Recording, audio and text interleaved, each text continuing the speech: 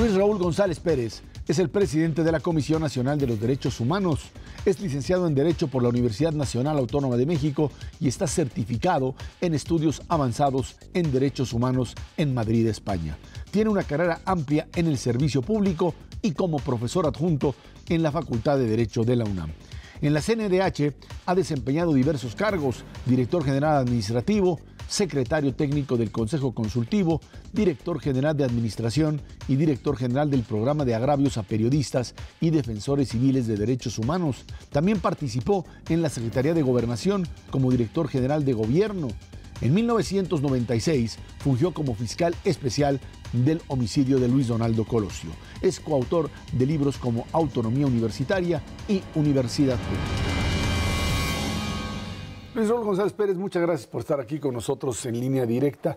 ¿Cómo llegas al tema de derechos humanos? ¿Desde qué momento está este asunto que en México pues es relativamente nuevo si hablamos en términos de la creación de la propia legislación mexicana? ¿Cómo te insertas en este espacio? Me inserto en una convicción desde estudiante, siendo alumno de Jorge Carpizo.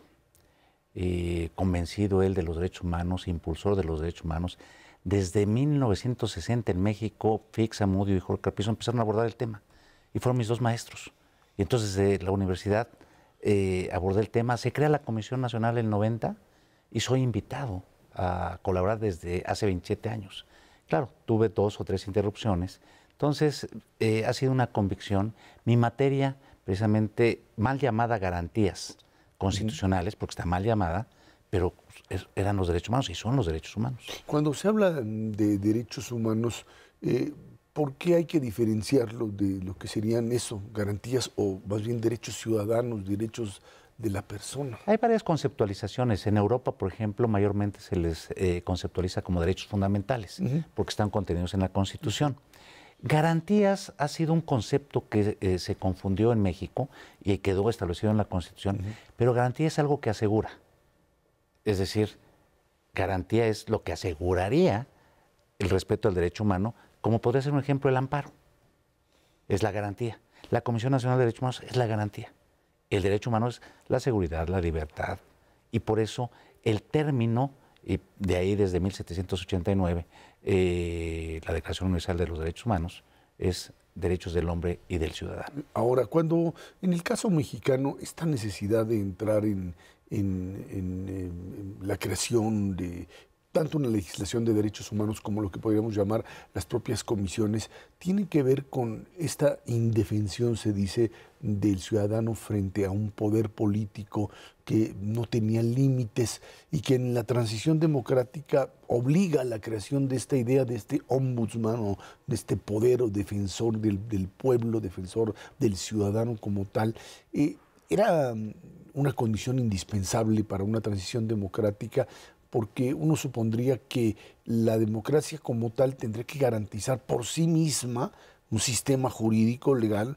No tiene por qué pues, crear a alguien que tenga o que obligue a la autoridad a cumplir con la ley. Yo creo que se inscribe en lo siguiente, y efectivamente, como se comenta, la democracia implica, en primer término, el respeto a la ley, el respeto a los derechos humanos. Pero ¿qué sucede? Frente a quien detente ese poder y ante la tentación de que se pueda incurrir en arbitrariedades, surge esta figura del ombudsman o del ombudsperson. En Suecia, en 1808. En México tenemos 27 años. ¿Por qué? Porque la teoría clásica de la división de poderes, que es los contrapesos, ¿sí?, requirió ante el poder de los ejecutivos federales de un contrapeso que fuera más cercano a la sociedad, sin formalidades como se tienen que establecer en el Poder Judicial. Es decir, una institución que sea más flexible, que el ciudadano la tenga más cerca, que no requiera de abogados, y por eso es que surgen los ombudsman, y por eso hace 27 años, ante la complejidad del país, en donde había temas difíciles cuando surge el tema de la tortura, la muerte de Norma Corona, se requiere de un contrapeso sin burocratismos. Ahora, cuando uno entra directamente ya en la realidad, más allá de esta teoría de la democracia, uno se encuentra que los límites de la autoridad en México, quizá a nivel federal, por la propia presencia de medios, por la presión de la sociedad, pues hay una mayor posibilidad de contención, pero cuando uno va bajando en la estructura federal, a nivel estatal o a nivel municipal, el índice de no cumplimiento de la ley aumenta, y ahí es donde me imagino que la situación de derechos humanos en general y de cumplimiento de la ley disminuye. ¿Cómo es su percepción? Coincido, sin excluir que se da en los 3 niveles de gobierno el que se pueda rebasar el incumplimiento de la ley. Yo he venido insistiendo en lo que tienen que hacer los gobiernos estatales. Los gobiernos estatales en varias materias tienen que ser más proactivos en la defensa de derechos humanos, tienen que abordar temáticas que les son propias, por ejemplo, la seguridad, ¿sí? La profesionalización de policías, tienen que abordar temas como flagelos que tenemos con desapariciones, pero los gobiernos locales no pueden recargarse solamente en la federación para que resuelvan los problemas. Y efectivamente, hay temas muy importantes que corresponden a las entidades federativas. El tema de violación de derechos humanos es un tema que tiene que ver con errores, con acciones individuales. En el caso, hablo específicamente de México, en algunos casos es un elemento sistémico en determinadas, o sea, constante en determinadas zonas del país. Efectivamente hay problemas estructurales. Hay problemas en donde a veces la omisión o la conducta tiene que ver con responsabilidades institucionales. ¿A qué voy, por ejemplo? Cuando en un servicio médico no hay el equipo, cuando no hay la infraestructura suficiente, cuando en los centros penitenciarios no hay el personal suficiente, son problemas estructurales. Y efectivamente, va más allá de la conducta individual de una persona.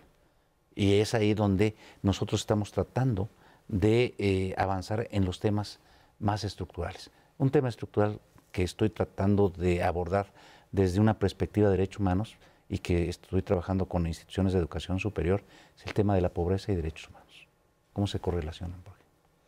¿Y de qué manera estaría de alguna manera vinculado a un problema legal, digamos? Totalmente. Corrupción y derechos humanos, como incide en grupos vulnerables. Protección civil y derechos humanos. O sea, temas más estructurales. Estamos platicando con Luis Raúl González Pérez, aquí en Línea Directa.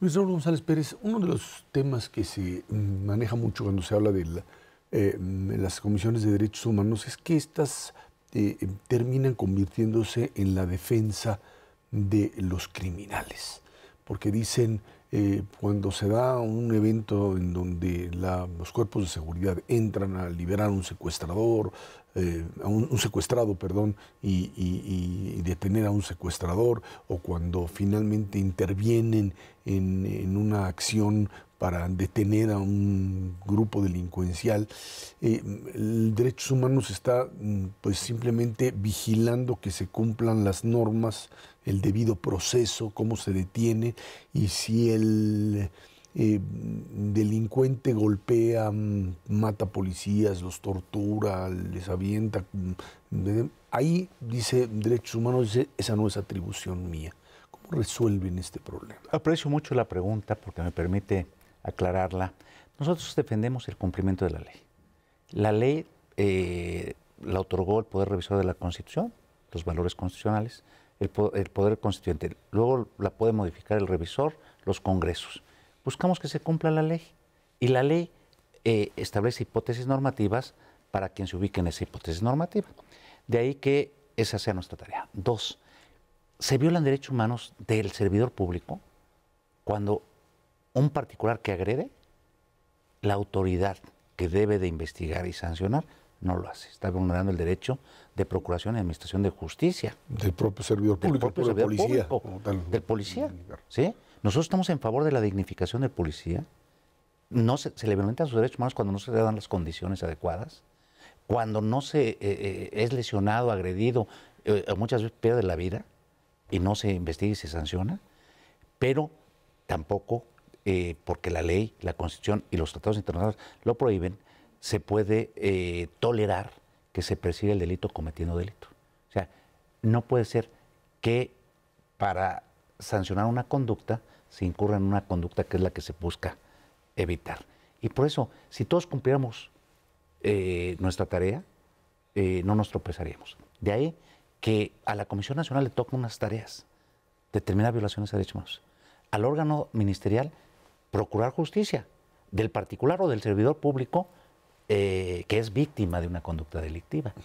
A veces la línea de separación entre la acción policial frente a un delincuente y la aplicación de la ley es muy fina. ¿Hasta dónde se puede presionar a un secuestrador para que hable y diga dónde lo tiene, y respetarle sus derechos cuando ellos tienen la ventaja de pues, poseer además cuerpos legales muy bien asesorados?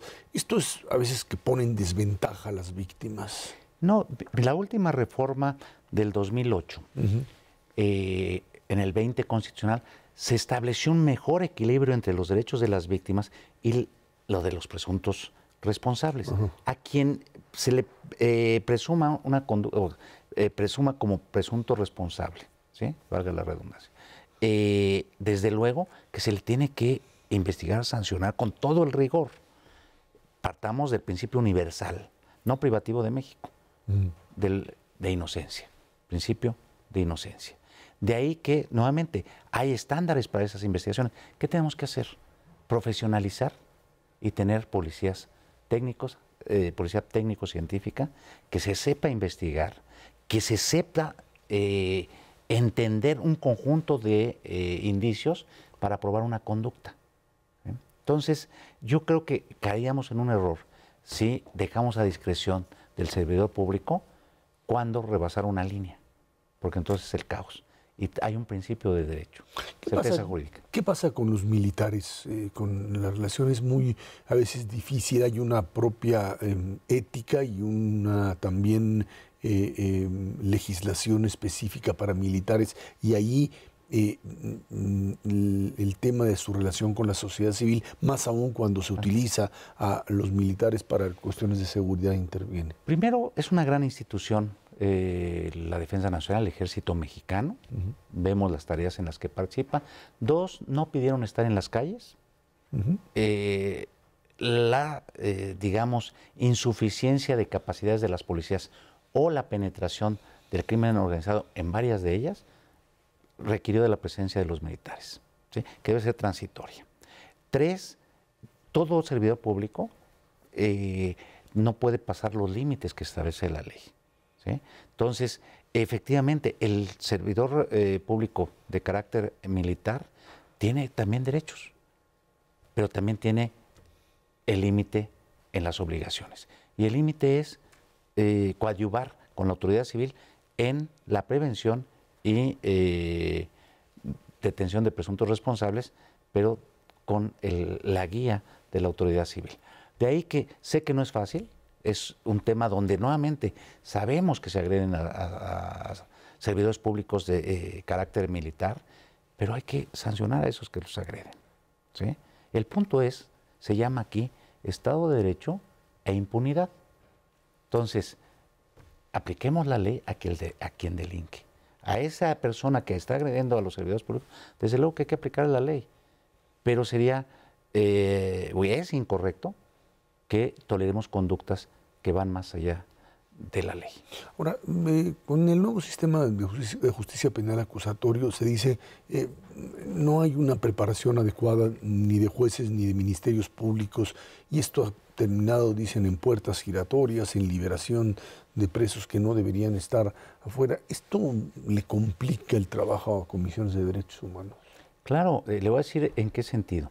Primero, tuvimos 8 años para implementar el nuevo sistema de justicia penal. Hoy ya llevamos 9, ¿no? Dos, hace un año no, miento, recientemente creó la unidad de medidas cautelares. Es decir, ¿por qué dejamos tanto tiempo? El tema es que no necesariamente son las normas, sino quien opera las normas.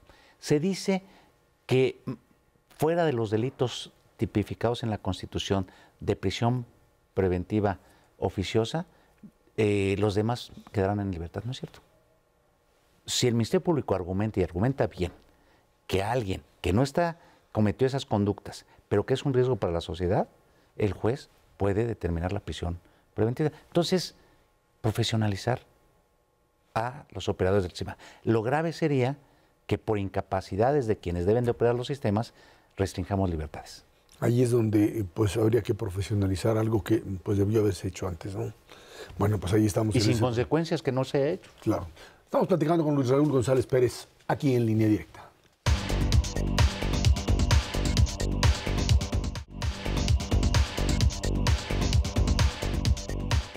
Luis Raúl González Pérez, el tema de las personas que en este país desaparecen, se les llama desaparición forzosa, ha generado una presión social también importante para legislar. Ya está esto ahí dentro de lo que podríamos llamar el marco legal.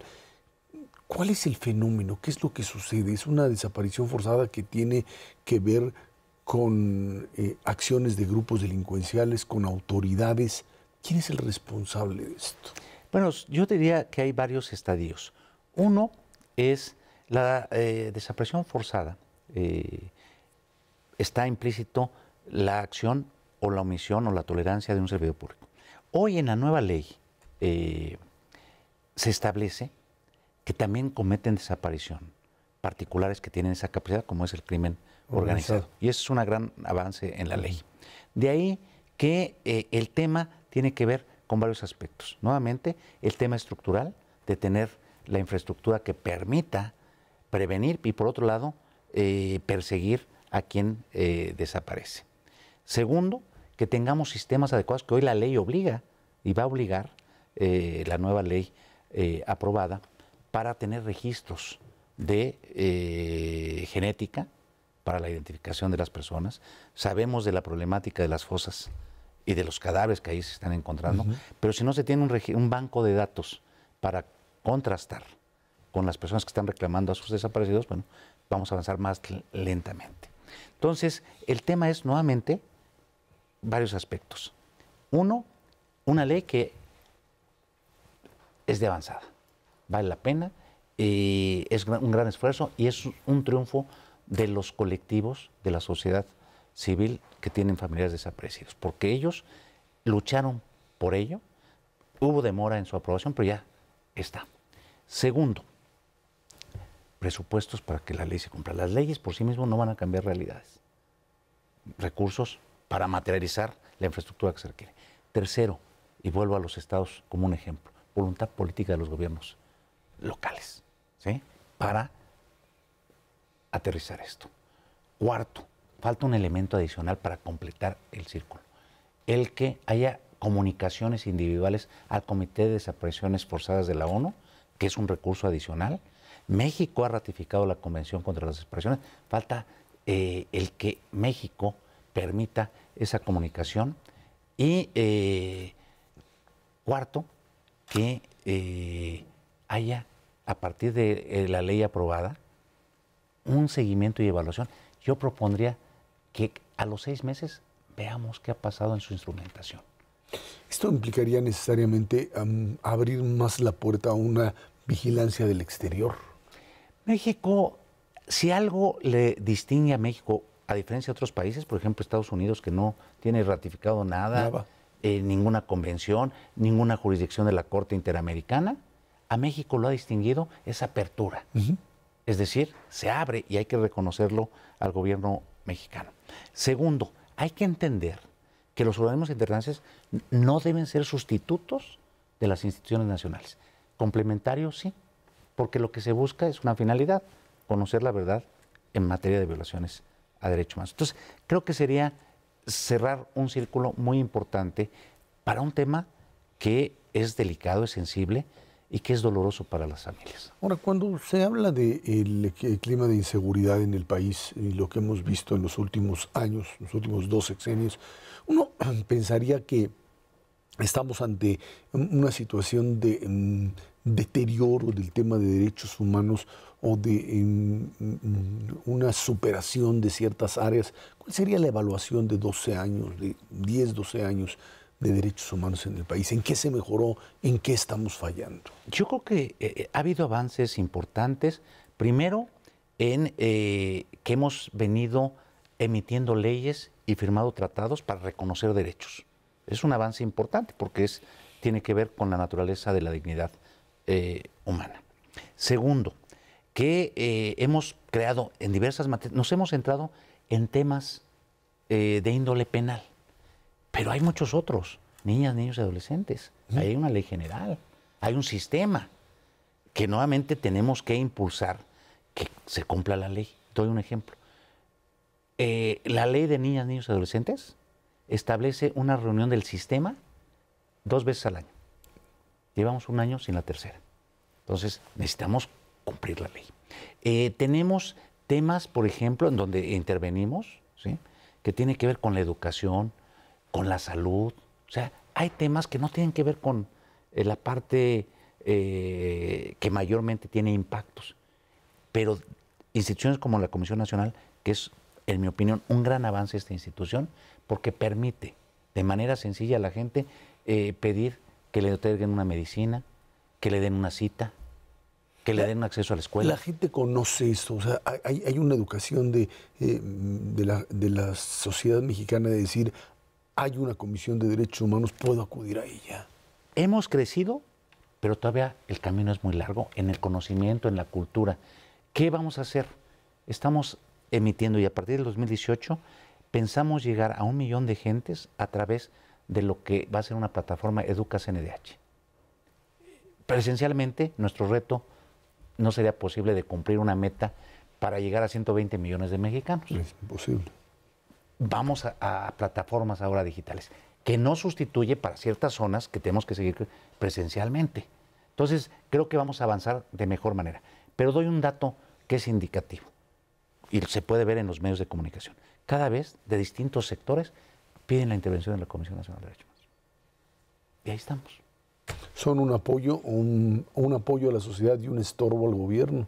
Yo diría que somos un apoyo a ambos, cuando la pedagogía del ombudsman se entiende. Somos apoyo a la sociedad, yo he dicho, somos una institución del Estado, patrimonio de la sociedad.